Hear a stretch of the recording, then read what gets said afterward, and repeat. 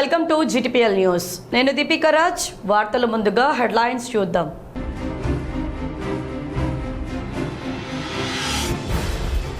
జాతీయ స్థాయి రగ్బీ క్రీడల్లో గురుకుల విద్యార్థినుల ప్రతిభ.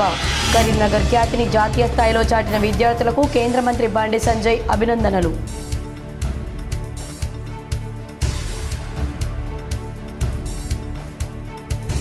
జగిత్యాల్లో ఈ నెల 20న కేసీఆర్ బహిరంగ సభకు బీఆర్ఎస్ భారీగా సన్నాహాలు. కాంగ్రెస్ తీరుపై MLC L Ramana fire.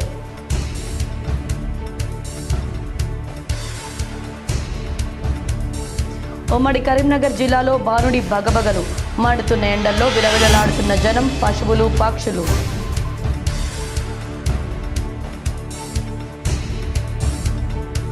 Karimnagar జిల్లాలో ఏసీబీకి చిక్కిన హుజరాబాద్ మున్సిపల్ ఏఈ సుధాకర్ రెడ్డి.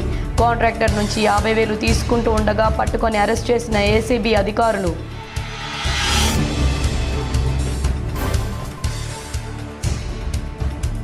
దుర్షేడ్ వద్ద రాజీవ్ రహదారిపై పోలీసుల అరైవ్ అలైవ్.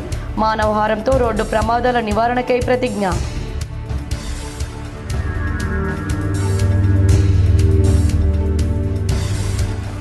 తెలంగాణ జాగృతిలో పలువురు కరీంనగర్ జిల్లా నాయకులు చేరిక. 25న జరిగే పార్టీ ఆవిర్భావ సభకు భారీగా సన్నాహాలు.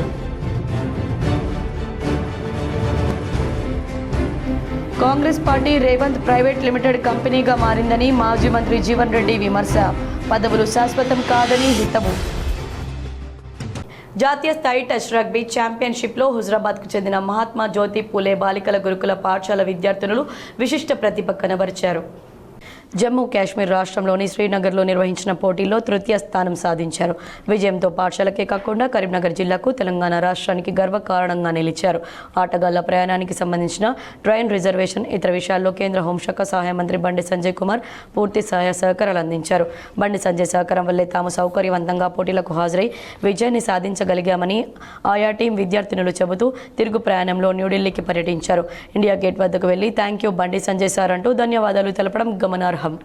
జగిత్యాల్లో ఈ నెల 20న నిర్వహించే కేసీఆర్ బహిరంగ సభ, మాజీ మంత్రి జీవన్ రెడ్డి చేరికకు బీఆర్ఎస్ భారీ ఏర్పాట్లు చేస్తోంది.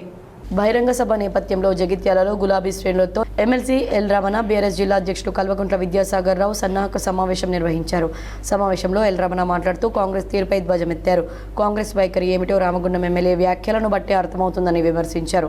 బీఆర్ఎస్ నాయకులపై చేయి పడితే నరికేస్తామని హెచ్చరించారు. అసెంబ్లీలో కండలు తిరిగిన నాయకులు మా వెనుక ఉన్నారని సీఎం రేవంత్ రెడ్డి మాటలకు గిఫ్ట్గా ఎమ్మెల్యే మక్కాన్ సింగ్ నరుకుతా అంటున్నాడని ఆరోపించారు. ఉమ్మడి కరీంనగర్ జిల్లా కేసీఆర్ అడ్డాని, కేసీఆర్ ఆహ్వానం మేరకు ఆనాడు బీఆర్ఎస్లో చేరానని, నిస్వార్థంగా పనిచేశాను కాబట్టే ఎమ్మెల్సీ ఇచ్చారని తెలిపారు. కేసీఆర్ సభతో జగిత్యాల జైత్రయాత్ర మొదలై రాష్ట్రంలో బీఆర్ఎస్ మళ్లీ అధికారంలోకి వస్తుందని జోస్యం చెప్పారు. పార్టీకి నష్టం చేసిన వాళ్ళు, నాయకులను, కార్యకర్తలను ఇబ్బంది పెట్టేవాళ్ళు, వాళ్ళందరి గురించి ఖచ్చితంగా గులాబీ బుక్లో రాస్తామన్నారు.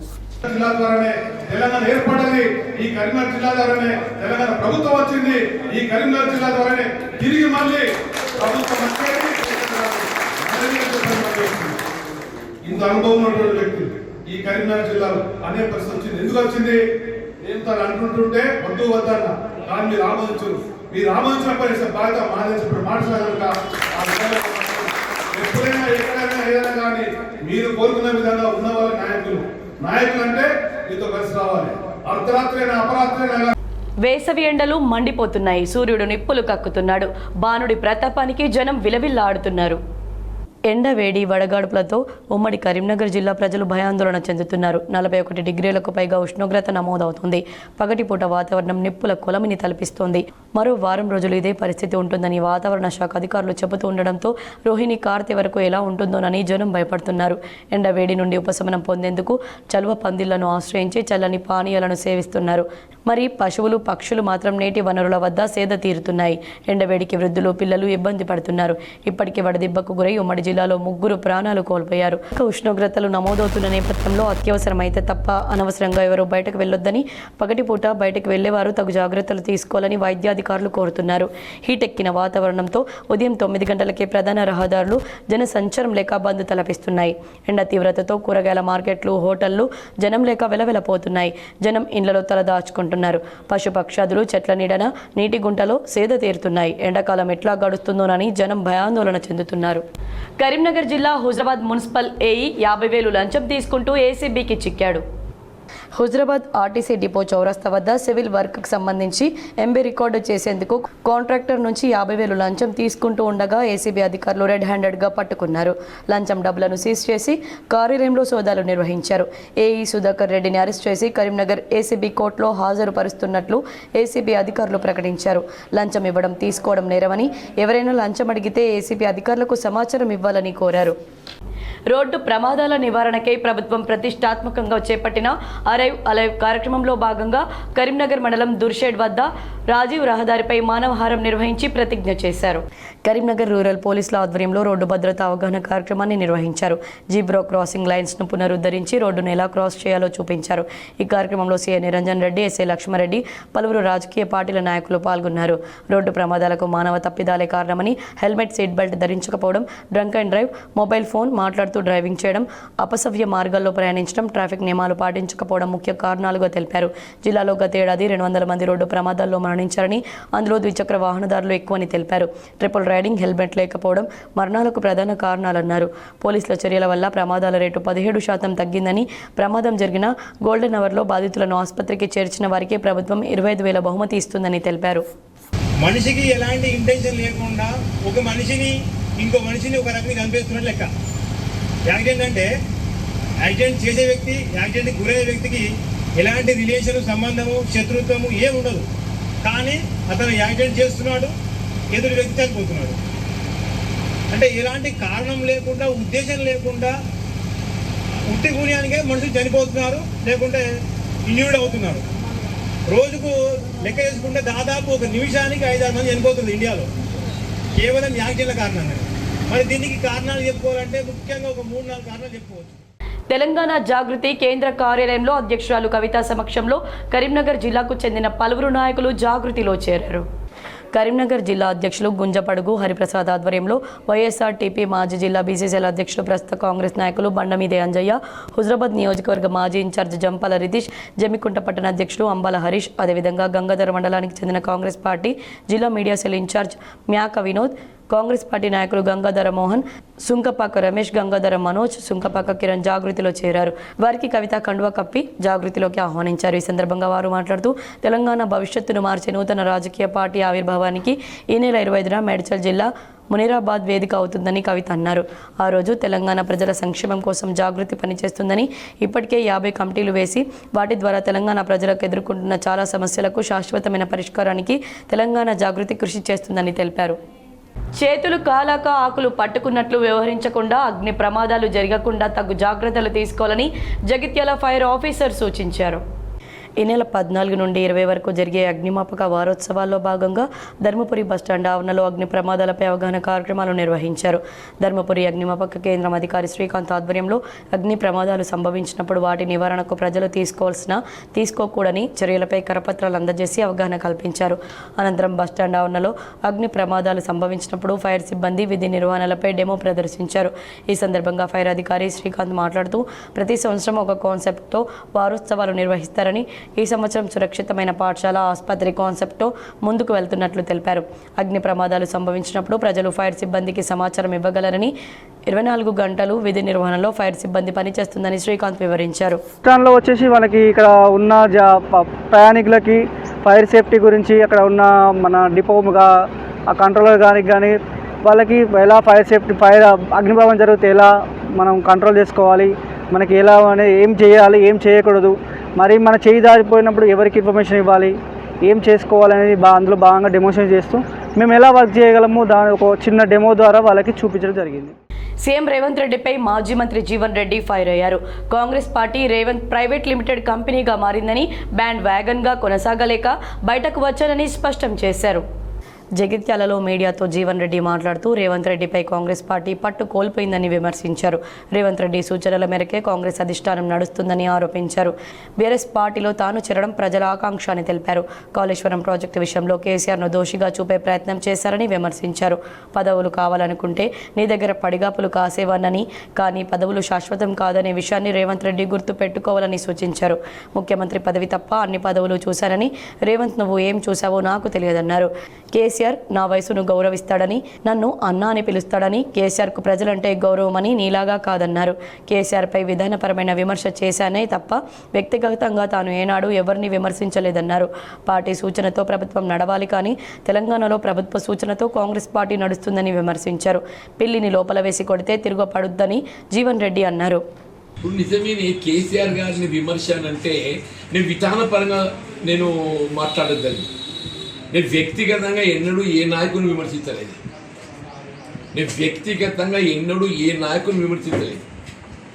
ఇలా ప్రాణహిత నదీ జలాలకు సంబంధించి వినియోగం ఏదైతున్నదో తుమ్మడి ఎటువంటి చేస్తే బాగుంటుండే ఒక అభిప్రాయాన్ని వ్యక్తం చేసింది. ఇవాళ అది ఎప్పుడైతే 152 మీటర్ల నిర్మాణం సాధ్యం కాదు, మహారాష్ట్ర ప్రభుత్వం దానికి అంగీకరించలేదో దాన్ని they brought it down to 100 metre level. వీళ్ళ రేవంత్ రెడ్డి కూడా అదే చేస్తున్నాడు. ఇక రేవంత్ రెడ్డి గారు ఏదైతే ఉందో కాంగ్రెస్ పార్టీ తుమ్మడి ఎటు వద్ద బ్యాలీ నిర్మాణం చేస్తామని చెప్పి 3 సంవత్సరాలు గడుస్తుందా? నువ్వు ఎందుకు నిర్మాణం చేయడం లేదు? ఎందుకు ఉపక్రమిస్తలేవు? వీళ్ళ అల్టిమేట్గా ఏదైతుందో అదే మేడిగడ్డనే ఇవాళ మనకి ఏదైతుందో తెలంగాణ రైతాంగాన్ని రక్షణ అనే విధంగా ఏదైతుందో దాని పునరుద్ధరింపుకు చర్యలు చేపట్టే ప్రయత్నం చేస్తుందో. నిన్నటి దాకా ఏదైతుందో దాన్ని కేవలం కేసీఆర్ గారిని ఒక దోషిగా చూపే ప్రయత్నంలో భాగంగా దాన్ని నాంచం పెట్టారు. ఇవాళ ఒకవేళ మేడిగడ్డ పునర్నిర్మాణం గట్టి వెంటనే చేయలేకున్నట్టయితే రాబో భవిష్యత్ తరాలు ఇవాళ రేవంత్ రెడ్డి గారిని క్షమించాయని చెప్పంటున్నాయి. భవిష్యత్ తరాలు ఇలా కాంగ్రెస్ పార్టీ వీళ్ళ జవాబుదారీగా మిగిలిపోతుందని చెప్పంటే అది రేవంత్ రెడ్డి గారి బాధ్యత వహించాల్సి వస్తుందని చెప్పంటున్నాను. ఒక ప్రాజెక్టులకు సంబంధించిన అంశమే కాకుండా ఇలా రైతు భరోసా మనం 15,000 ఇస్తామని చెప్పాను, 3 పంటలు ఎగ్గొట్టినాం.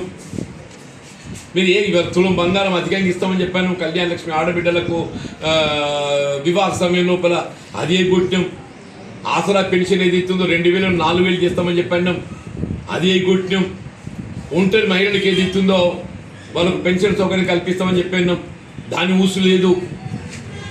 వ్యవసాయ కార్మికులకు ఏదైతుందో నెల 1000 రూపాయలు వాళ్ళకి ఏదైతుందో భూమి లేని నిరుపేదలు కల్పిస్తామని చెప్పాను, దాని ఆలోచన లేదు. ఆటో కార్మికులకు ఏదైతుందో వాళ్ళ నెలకు 1000 రూపాయలు ఏదైతుందో ప్రోత్సాహిస్తామని చెప్పాను, అది లేదు. ఇక్కడ వాస్తవంగా నువ్వు మనం ఎన్నికలు చేసిన వాగ్దానాలు ఏవి కూడా అమలు చేయలేని పరిస్థితులలో రాష్ట్రం తిరోగమన చర్యపోతుంది. ప్రజలు ఏదైతుందో ఏ నియమ కేసీఆర్ అనే ఉండరు పెద్ద మనిషి. రాజన్న సిరిసిల్ల జిల్లా ఎల్లారెడ్డిపేట మండలంలో చిరుత సంచారం కలకలం సృష్టిస్తోంది. పోతిరెడ్డిపల్లె శివార్లో లేగదూడపై చిరుత దాడి చేసి చంపేసింది. రైతు సదలపూర్ణ వ్యవసాయ బావి వద్ద పశువులను కట్టేయగా చిరుత దూడపై దాడి చేసి చంపేసింది. చిరుత సంచారం లేగదూడలపై దాడి నేపథ్యంలో గ్రామీణ ప్రజలు భయాందోళన చెందుతున్నారు. అటవీ శాఖ అధికారులకు సమాచారం ఇవ్వగా సంఘటన స్థలాన్ని సందర్శించి దాడి చేసింది చిరుతన లేక మరేదైనా వన్యప్రాణ అని ఆరా తీస్తున్నారు. ప్రజలు అప్రమత్తంగా ఉండాలని, రాత్రిపూట వ్యవసాయ బావుల వద్ద పశువులను కట్టేయవద్దని అటవీ శాఖ అధికారులు సూచిస్తున్నారు. రాజన్న సిరిసిల్ల జిల్లాలో వృద్ధురాలు కోనలక్ష్మి అనుమానాస్పద స్థితిలో మృతి చెందింది. రాజన్న సిరిసిల్ల రాజీవ్ నగర్లో నివాసం ఉండే లక్ష్మి గొంతులో కత్తి ఘాట్లు ఉండడంతో హత్యకు గురైనట్లు భావిస్తున్నారు. గతంలో వృద్ధురాలిపై దాడి జరిగినట్లు స్థానికులు తెలిపారు. సాయంత్రం కొడుకు ఇంటికి వచ్చి చూసేసరికి రక్తం అడుగులో పడి ఉన్న తల్లిని చూసి పోలీసులకు సమాచారం అందించాడు. సంఘటనా స్థలానికి పోలీసులు చేరుకొని డాగ్ స్క్వాడ్తో విచారణ చేపట్టారు. పోస్ట్ మార్టం కోసం మృతదేహాన్ని ఏరియా ఆసుపత్రికి తరలించారు. ప్రభుత్వం గుర్తించిన విత్తనాలనే డీలర్లు విక్రయించాలని, నకిలీ విత్తనాలు రైతులను అంటగడితే కఠిన చర్యలు తప్పవని విత్తనాభివృద్ధి సంస్థ చైర్మన్ అవినాష్ రెడ్డి హెచ్చరించారు. విత్తనాలపై డీలర్లకు, రైతులకు కరీంనగర్ కలెక్టరేట్లో నిర్వహించిన అవగాహన సదస్సుకు అవినాష్ రెడ్డితో పాటు కలెక్టర్ చిత్రా మిశ్రా హాజరయ్యారు. ఆదర్శ రైతుల అనుభవాలను వివరించిన అధికారులు నకిలీ విత్తనాలు అరికట్టేందుకు ఎలాంటి చర్యలు చేపడుతున్నారో వివరించారు. ఆరుగాలం శ్రవించే రైతులకు నకిలీ విత్తనాలు, పురుగుల మందులు అంటగడితే కఠిన చర్యలు తప్పవని హెచ్చరించారు. ప్రభుత్వం గుర్తించిన విత్తనాలను మాత్రమే డీలర్లు విక్రయించాలని సూచించారు. విత్తనాలు, ఎరువుల విషయంలో ప్రభుత్వం పకడ్బందీ చర్యలు చేపడుతుందని, అందుకు విత్తనాల కంపెనీల డీలర్లు సహకరించి రైతుల మోసపోకుండా చూడాలని కోరారు. అందులో ముఖ్యంగా మీ జిల్లాలో సంస్థ ఏర్పాటు చేసినటువంటి ఏదైతే నిర్మాణం ఉందో, ప్రాసెసింగ్ యూనిట్లు ఉందో అదంతా కూడా మెడికల్ కాలేజ్కి ఇవ్వడంతో ఆ సంస్థ అనేది పూర్తిగా నిర్వీర్యం చేసి రోడ్డు మీద పడిచినటువంటి స్థితిలో ఉండే.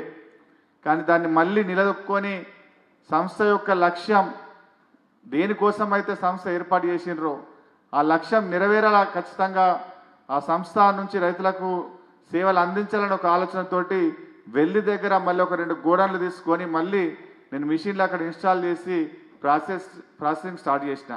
అంటే తిరిగి మళ్ళీ రైతులకు అందుబాటులోకి సంస్థను తీసుకొస్తా ఉన్నాం. ఇది ఎందుకు చెప్తున్నానంటే తెలంగాణలో cooperative central banks employees association ఆధ్వర్యంలో కేడీసీసీ బ్యాంక్ ఉద్యోగులు ఆందోళనకు దిగారు. లంచ్ అవర్స్లో రెడ్ బ్యాడ్జీలు ధరించి బ్యాంక్ ముందు ధర్నా చేశారు. డీసీసీ బ్యాంక్ ఉద్యోగులకు ఇచ్చిన ఇంటెన్సివ్ ఎక్స్గ్రేషియా రికవరీ నిర్ణయాన్ని వ్యతిరేకించారు. రికవరీ నిర్ణయాన్ని వెంటనే రద్దు చేయాలని డిమాండ్ చేశారు. లేనిచో మే 2 నుంచి సమ్మె చేపడతామని సమ్మె నోటీస్ ఇచ్చారు. ఈ నెల 24న వరకు మధ్యాహ్న భోజన విరామ సమయంలో నిరసన నిర్వహిస్తామని తెలిపారు. అప్పటికి స్పందించకుంటే 23, 24న అధికారులకు మెమోరాండం సమర్పిస్తామని, 27న డీసీసీ బ్యాంకుల ప్రధాన కార్యాలయం ముందు ధర్నా చేస్తామన్నారు. 29న ధర్నా సామూహిక సెలవు. 30న రాష్ట్ర సహకార బ్యాంకు ప్రధాన కార్యాలయం హైదరాబాద్ ముందు 9 జిల్లాల సహకార బ్యాంకు ఉద్యోగులచే ధర్నా నిరసన కార్యక్రమాలు ఉంటాయని తెలిపారు. అప్పటికి స్పందించకుంటే మే 2న సమ్మెకు దిగుతామని హెచ్చరించారు. మాజీ మంత్రి కరీంనగర్ ఎమ్మెల్యే గంగుల కమలాకర్ కుమారుడు గంగుల హరిహరన్ సాయి దీక్షల వివాహ ఆహ్వాన పత్రికను కేటీఆర్ హరీష్ రావుకు అందజేశారు. ఈ నెల 26న జరగనున్న వివాహం సందర్భంగా బుధవారం గంగుల కమలాకర్ కుటుంబ సమేతంగా BRS working president Kalvakuntla Taraka Ramarao, మాజీ మంత్రి సిద్దిపేట ఎమ్మెల్యే తన్నీరు హరీష్ రావులను మర్యాదపూర్వకంగా కలిసి వివాహానికి రావాలని ఆహ్వానించారు. కరీంనగర్ జిల్లా తిమ్మపూర్ మండలం గొల్లపల్లిలో ఈ నెల 26న నిర్వహించే హిందూ సమ్మేళనాన్ని విజయవంతం చేయాలని అధ్యక్షులు దేవరాజు కోరారు. గొల్లపల్లి గ్రామంలోని హనుమాన్ ఆలయ ఆవరణలో అందుకు సంబంధించిన పోస్టర్ను లక్ష్మీదేవిపల్లి, నేదునూర్, గొల్లపల్లి సర్పంచ్లతో కలిసి ఆయన ఆవిష్కరించారు. ఈ సందర్భంగా వారు మాట్లాడారు. హిందువుగా జీవించు, హిందువునని గర్వించు, గడప లోపల కులం గడప దాటితే హిందువులం అనే నినాదం ముందుకు తీసుకెళ్లాలన్నారు.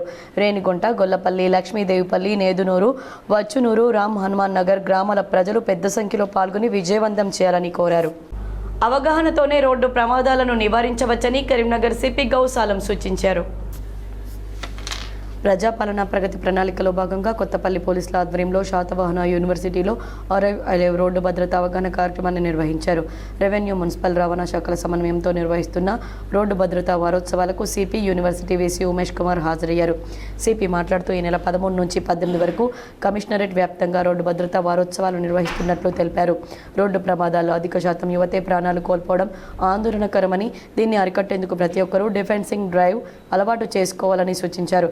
హెల్మెట్, సీట్ బెల్ట్ ధరించకపోవడం, drunk and drive, cell phone మాట్లాడుతూ డ్రైవింగ్ చేయడం, అపసవ్య మార్గాల్లో ప్రయాణించడం వల్ల ప్రమాదాలు జరుగుతున్నాయని తెలిపారు.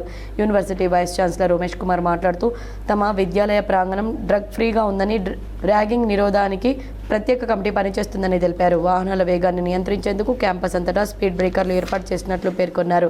కార్యక్రమంలో భాగంగా విద్యార్థులతో రోడ్డు భద్రతా నియమాలు పాటిస్తామని ప్రతిజ్ఞ చేయించారు. అనంతరం పలువురు విద్యార్థులకు యూనివర్సిటీ వేసి ఉచితంగా హెల్మెట్లను పంపిణీ చేశారు. ఈ కార్యక్రమంలో కొత్తపల్లి స్టేషన్ అధికారి సోహం సునీల్, ఇన్స్పెక్టర్ బిల్లా కోటేశ్వర్, రిజిస్ట్రార్ సతీష్ కుమార్ మరియు పెద్ద సంఖ్యలో విద్యార్థులు పాల్గొన్నారు.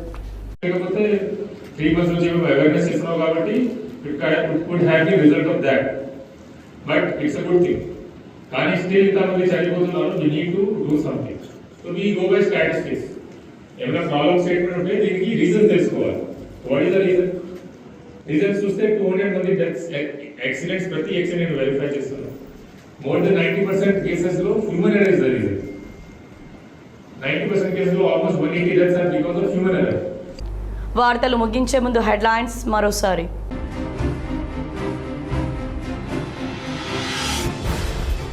జాతీయ స్థాయి రగ్బీ క్రీడల్లో గురుకుల విద్యార్థినుల ప్రతిభ. కరీంనగర్ ఖ్యాతిని జాతీయ స్థాయిలో చాటిన విద్యార్థులకు కేంద్ర మంత్రి బండి సంజయ్ అభినందనలు.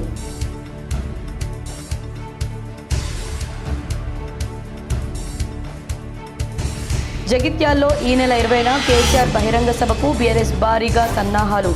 కాంగ్రెస్ తీరుపై ఎమ్మెల్సీ ఎల్ రమణ ఫైర్.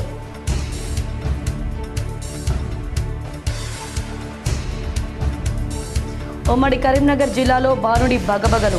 మండుతున్న ఎండల్లో విలవిలలాడుతున్న జనం, పశువులు, పక్షులు.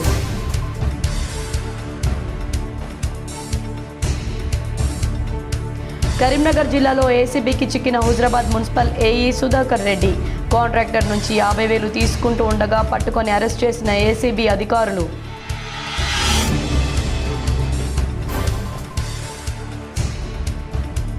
దుర్షేడ్ వద్ద రాజీవ్ రహదారిపై పోలీసుల అరైవ్ అలైవ్ మానవహారంతో రోడ్డు ప్రమాదాల నివారణకై ప్రతిజ్ఞ.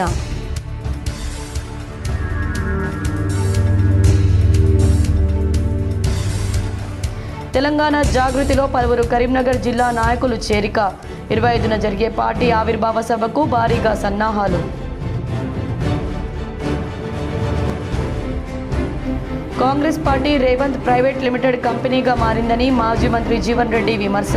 పదవులు శాశ్వతం కాదని హితవు. ఈ వార్తలు ఇంతటితో సమాప్తం. తిరిగి ప్రసారమయ్యే వార్తల్లో మళ్ళీ కలుద్దాం. అంతవరకు చూస్తూనే ఉండండి మీ GTPL.